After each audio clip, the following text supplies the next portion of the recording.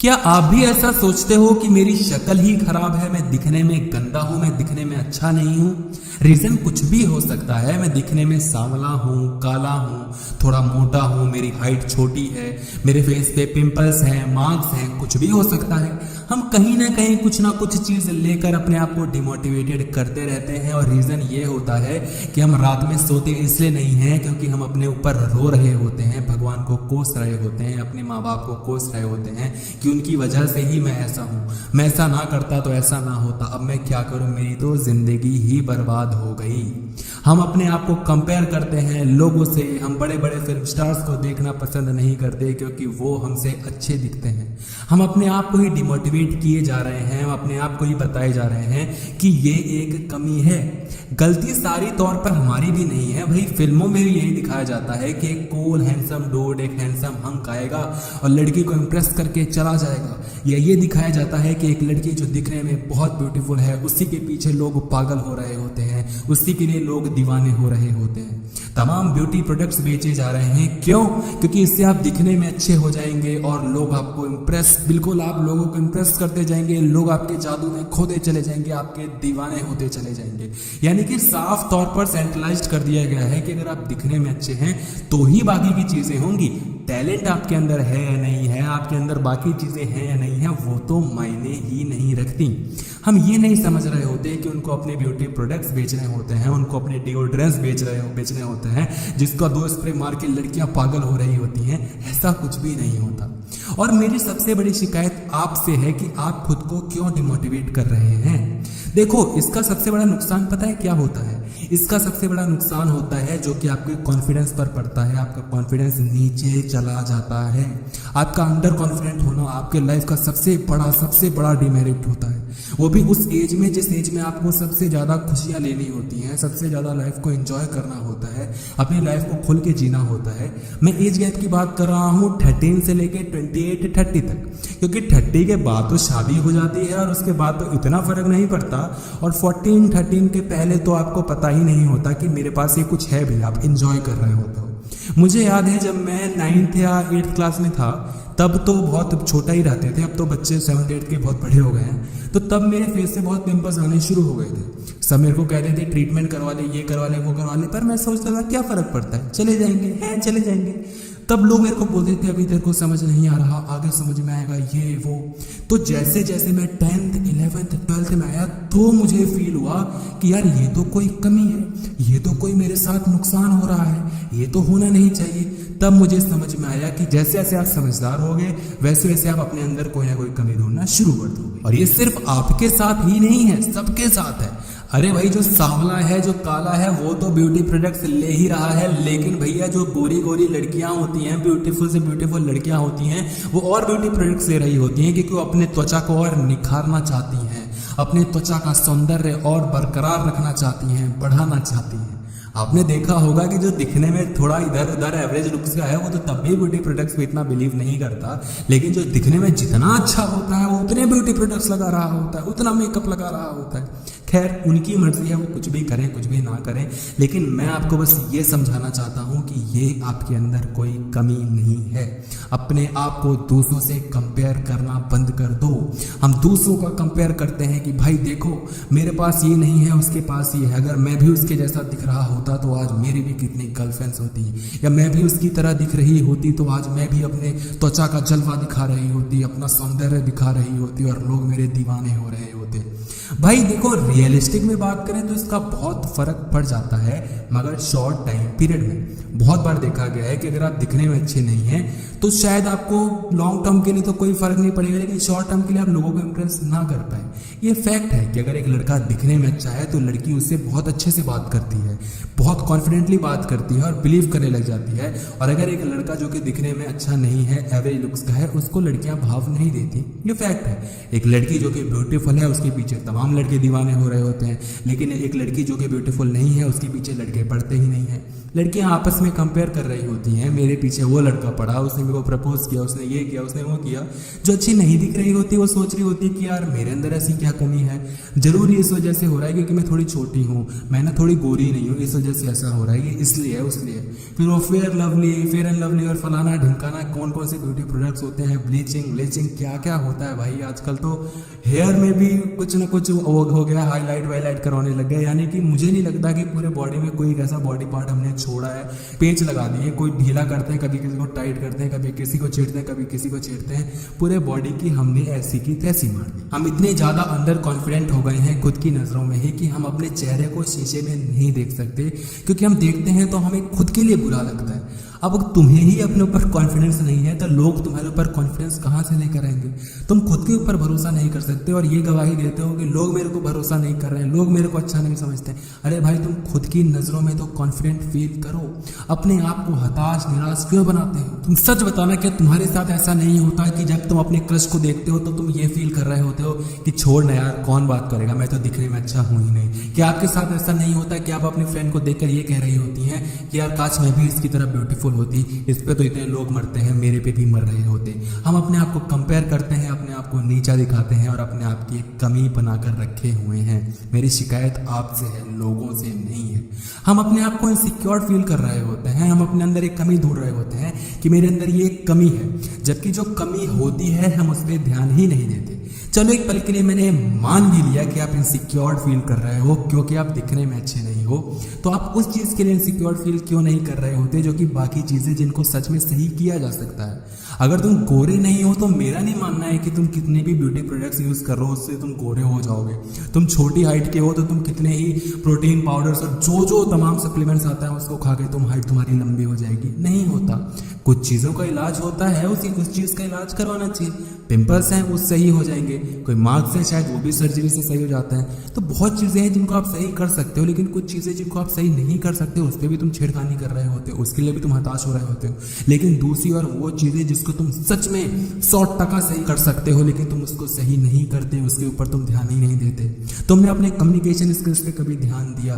तुमने कभी अपनी पढ़ाई पर ध्यान दिया? तुम इस चीज के लिए सिक्योर क्यों नहीं फील करते भाई कि वो लड़का टॉप मार रहा है, मैं क्यों नहीं मार रहा? वो इतना अच्छा परफॉर्म कर रहा होता है, वो उसके पास इतनी नॉलेज है, मेरे पास इतनी अच्छी नॉलेज क्यों नहीं है? वो इस चीज में एक्सेल कर रहा है, मैं क्यों नहीं कर रहा? नहीं, हम इस चीज में बिल्कुल इनसिक्योर फील नहीं करते। इनसिक्योर हम फील करते हैं जब हमें दूसरों को दोष देना होता है कि भगवान ने ऐसा किया है, मेरे माँ बाप ने ऐसा किया है। जिसमें हम अपने आप की कोई गलती ना निकाल सके उसी में हम अपने आप को ये दिखाते हैं कि मैं हताश हूँ, निराश हूँ। जिसमें हमारी गलती होती है उसमें कौन किसी को कोसता है भाई? तो मुझे नहीं परवाह, मुझे नहीं फर्क पड़ता कि तुम काले हो, छोटे हो, हाइट छोटी है, मार्क्स है, जो भी चीज तुम्हारे अंदर है इनसिक्योर फील करो, लाख करो, रो अपने ऊपर। लेकिन मैं बस तुमसे ये पूछना चाहता हूँ कि जहां पर तुम्हें सच में इनसिक्योर फील करना चाहिए वहां पर क्यों नहीं करते? क्यों अपने आप को और बेटर बनाने की तुम कोशिश नहीं करते? माना कि शॉर्ट टर्म पीरियड में बहुत सारे आपको डिफिकल्टीज आएंगी। हो सकता है आपको इंटरव्यू में फील हो कि यार काश मैं अच्छा दिखता तो मैं ये कर जाता। हो सकता है जब आप किसी को प्रपोज कर रहे हैं अपने क्रश के सामने तो आपको फील हो मैं अगर और अच्छा दिखती, मैं अच्छा और अगर हैंडसम होता, स्मार्ट होता तो शायद ये हाँ कर देता, लोग मेरे और अच्छे फ्रेंड्स होते हैं और अच्छे से लोग मुझको ट्रीट करते। बहुत सारी चीजें होती हैं, हो सकता है ऐसा हो, लेकिन लॉन्ग टर्म में इसका कुछ भी फर्क नहीं पड़ता। मेरे बहुत सारे फ्रेंड्स हैं भाई जो दिखने में इतने अच्छे नहीं हैं लेकिन लाइफ में ऐसे ऐसे मुकाम पर पहुंचे हैं जहां पर लोग सोच भी नहीं सकते इतनी छोटी सी उम्र में। मेरे एज के भाई 22-23 के बंदे कहां से कहां पहुंचे पड़े हैं। और दूसरी तरफ ऐसे ऐसे फ्रेंड्स हैं जो दिखने में बहुत स्मार्ट है, बहुत ज्यादा स्मार्ट है, उन्होंने घंटा जिंदगी में कुछ नहीं उखाड़ा।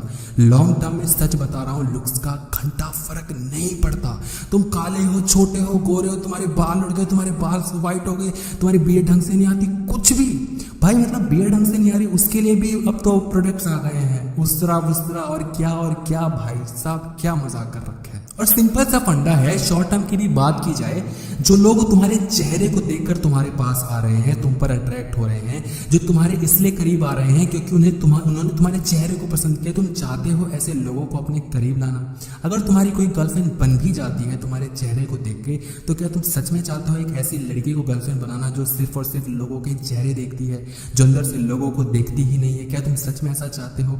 अगर चाहते हो तो मैं आपको एक चीज बता दूं कि वो लड़की अगर आज आपके पास आ रही है तो आपको छोड़ भी सकती है किसी और के लिए, क्योंकि हो सकता है उसका चेहरा आपसे ज्यादा अच्छा हो, ज्यादा निखार वाला हो, ज्यादा त्वचा में सौंदर्य हो सकता है ना भाई। तो ऐसे लोगों को तुम इम्प्रेस करके करोगे भी क्या?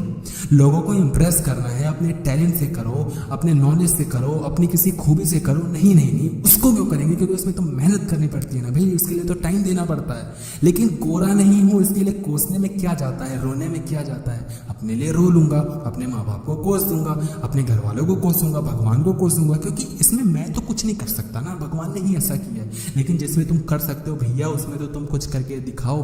जो तुम कर सकते हो उसको करके दिखाओ। बाकी तुम काले हो, छोटे हो, मोटे हो, ऐसे हो, वैसे हो, दुनिया को फर्क नहीं पड़ता। दुनिया देखती है आपकी सक्सेस। दुनिया में सक्सेस होके दिखाओ भाई। अच्छे से अच्छे लोग, खूबसूरत से खूबसूरत लोग तुम्हारे कदमों में होंगे। और सीधी सी बात है भाई, अगर मैं दिखने में और अच्छा होता, अगर मैं दिखने में अच्छा होता तो क्या तुम मेरी बातों को और अच्छे से समझ रहे होते? या तुम अगर दिखने में और खराब होते कि तो क्या तुम मेरी बातों को इतना नहीं समझ पाते? या तुम्हें समझने में कोई डिफिकल्टी होती, कुछ दिक्कत आती? नहीं ना। क्या फर्क पड़ रहा है जो मैं तुम्हें समझा रहा हूँ और जो तुम समझ रहे हो, उसमें कहाँ रोल है लुक्स का? कहीं रोल नहीं है भाई। जो चीज़ सीखने की होती है उसमें कोई नहीं देखता।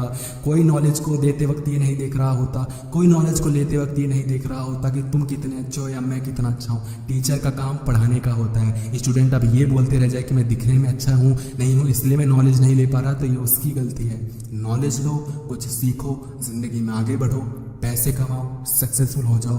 भाड़ में गई चीजें, किसी को कुछ फर्क नहीं पड़ता कि तुम दिखने में कैसे हो। रिक्वेस्ट एक है, वीडियो को लाइक नहीं करना मत करो, सब्सक्राइब नहीं करना चैनल को वो भी मत करो, कोई बात नहीं। लेकिन तुम इस वीडियो को शेयर कर देना प्लीज, वो भी उन सभी लोगों के साथ जिनको लगता है कि मैं दिखने में अच्छा नहीं हूँ, मैं ऐसा हूँ, मैं ऐसी हूँ, मैं वैसा हूँ, क्योंकि उनको ये शेयर करना बहुत जरूरी है। बाकी लाइक अगर करना चाहते हो तो कर सकते हो, नहीं करना चाहते कोई प्रॉब्लम नहीं, इट्स ओके।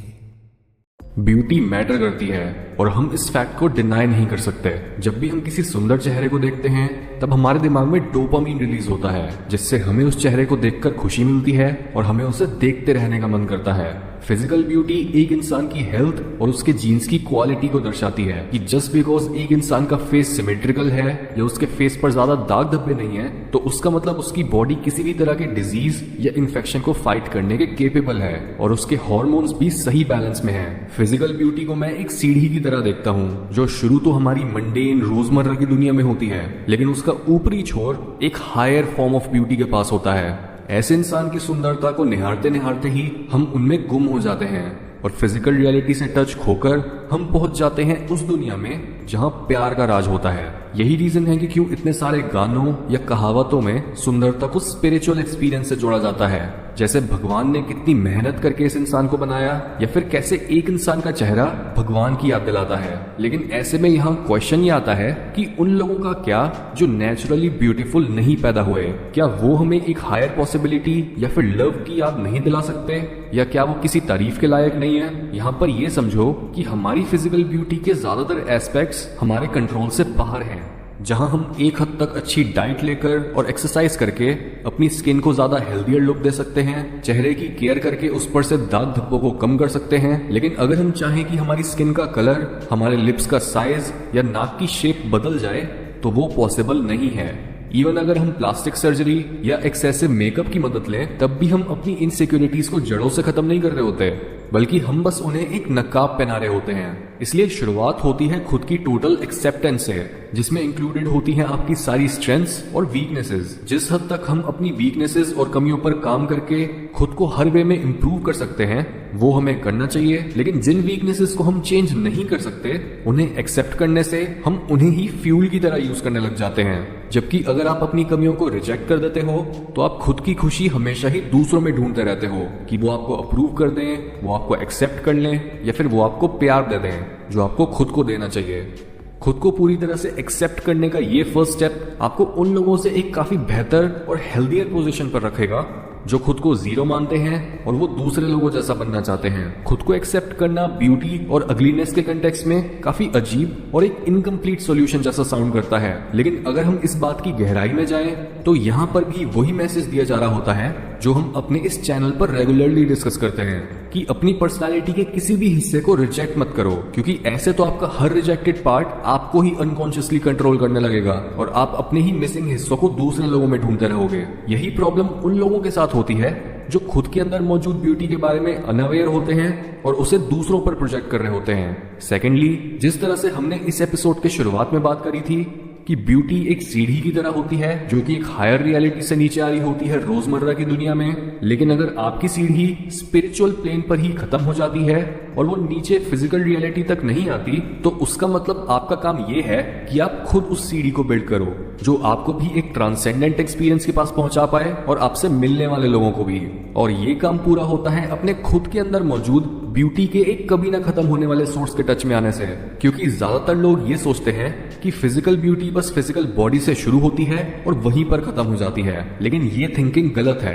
लिटरली हर तरह की ब्यूटी डिवाइन रियलिटी को टच करती है, चाहे वो इनर ब्यूटी हो या फिर आउटर। अगर हम इतने लकी नहीं हैं कि हमें आउटर ब्यूटी मिली हो, तो उस केस में हमें सीधा इस ब्यूटी के सोर्स के पास जाना होता है। ये एक अपॉर्चुनिटी होती है दुनिया में असली और सबसे गहरी तरह की ब्यूटी लाने की। और मजे की बात तो ये है कि ये ब्यूटी पूरी तरह से आपके कंट्रोल में होती है। ये वो पॉइंट होता है जिसमें आप में ब्यूटी नहीं बल्कि आप खुद ब्यूटी बन जाते हो। अपने second channel the school of wisdom में भी अपनी वीडियोस व्हाई ब्यूटी मैटर्स और व्हाई न्यूडिटी इज ऑफेंसिव में भी हमने यही बातें करी हैं कि एक लोअर फॉर्म ऑफ ब्यूटी वो होती है जिसमें हमारी नजर बस एक इंसान के अलग अलग बॉडी पार्ट्स पर होती है, लेकिन जब एक इंसान अपनी ब्यूटी अपनी डेप्थ में कैप्चर करके बैठा होता है तब हम उसको एक इंडिविजुअल क्रिएशन की तरह देख रहे होते हैं और हमारी नजर उस इंसान की एम्बॉडीमेंट पर होती है कि वो इंसान होने का रोल कितने अच्छे से निभा रहा है, बजाय बस अपनी सेक्सुअल फिटनेस को एडवर्टाइज करने के। ये अंडरस्टैंडिंग हमें ये समझाती है कि हमें अपने दुनिया को परसीव करने के दायरे को एक्सपैंड करना है। हमें अपने आप को अपनी फिजिकल बॉडी के साथ आइडेंटिफाई करके अपनी पॉसिबिलिटीज को लिमिट नहीं करना, बल्कि हमें कॉन्शियसनेस के एक हायर लेवल पर जाना है। वहां मौजूद है ब्यूटी का वो सोर्स जिसके आगे हर तरह की सुंदरता भी फीकी पड़ जाती है, और आप वहां तक सिर्फ तभी पहुंच पाओगे जब आपके माइंडसेट में ये शिफ्ट आएगा कि आप अपनी बॉडी या अपनी स्किन नहीं बल्कि आप जो हो वो इन चीजों के भी परे है। यही रीजन है कि क्यों जो इंसान बाहर से तो बहुत सुंदर होता है लेकिन वो अपनी सुंदरता पर घमंड करता है, लोगों से बदतमीजी से बात करता है और खुद के साथ साथ दूसरों की जिंदगी भी मुश्किल बना देता है, हमें वो इंसान सुंदर होने के बावजूद इनकम्प्लीट और इनसिक्योर लगता है, क्योंकि वो अपने अंदर मौजूद ब्यूटी के सोर्स से बहुत दूर होता है और एक शैलो जिंदगी जी रहा होता है। उनकी सोच बस मास से शुरू होती है और वहीं पर खत्म हो जाती है। इसलिए स्ट्रॉन्ग और ब्यूटीफुल बनने के लिए खुद को एक्सेप्ट करो। अपने आप को अपनी बॉडी के साथ आइडेंटिफाई करने के बजाय अपने अंदर मौजूद इनफाइनाइट ब्यूटी और लव के सोर्स के साथ आइडेंटिफाई करो और ये देखो कि आप इस दुनिया में क्या वैल्यू प्रोवाइड कर सकते हो। एक अच्छी जिंदगी जीने और खुद में खूबसूरती ढूंढने के लिए इन चीजों के अलावा आपको किसी दूसरी चीज के बारे में सोचने की जरूरत नहीं है।